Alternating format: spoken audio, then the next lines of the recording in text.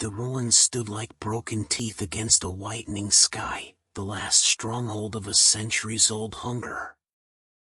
The hunters approached in silence, breath smoking in the cold. No trumpets, no omen, only the knowledge that if they faltered now, night would own the world again.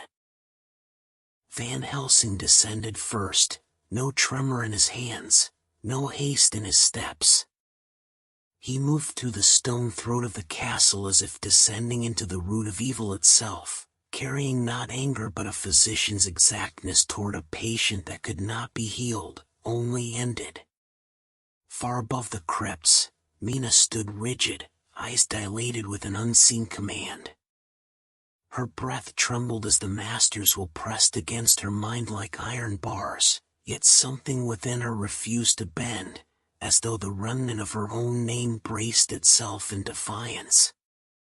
From the dark, the three brides slipped forth, not walking but gliding, their faces bright with hunger and old promises. Their voices were velvet knives, coaxing, beckoning, offering release from fear in exchange for surrender. Van Helsing raised the crucifix and light spilled from it like a physical force. The brides recoiled with animal panic, arms thrown up against the brightness that did not burn flesh but memory of what they once were before they chose the dark. They dissolved to vapor, folding back into cracks and dust, leaving only the echo of their hunger.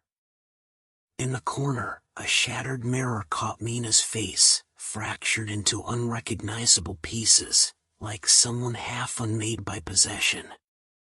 At the coffin, Van Helsing worked with reverence more than fury, salt, scripture, sacrament.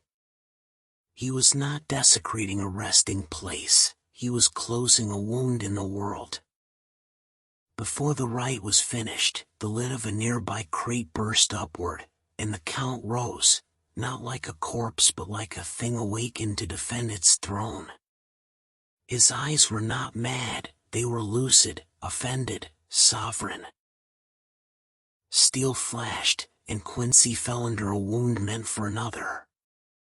Yet with what strength remained, he surged forward and drove the stake with the decisiveness of someone who knew there would be no second strike. The Count gave no final speech, no curse, he simply collapsed inward, like a mountain of centuries finally allowed to fall.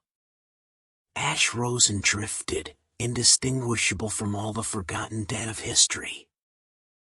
Mina knelt beside Quincy, her hand closing over his as his pulse faded. Little, less, nothing. There was no triumph in the room, only the quiet price of ending evil. As the last ember of Dracula's power dissolved, Mina's brow cleared, as if an invisible seal had been lifted. She was not merely spared, she was returned to herself. When the last ash fell and the morning returned to the world, the evil which had devoured centuries was devoured by the future. Sunshine and laughter returned to the Carpathians. Life continued after the darkness had spent itself.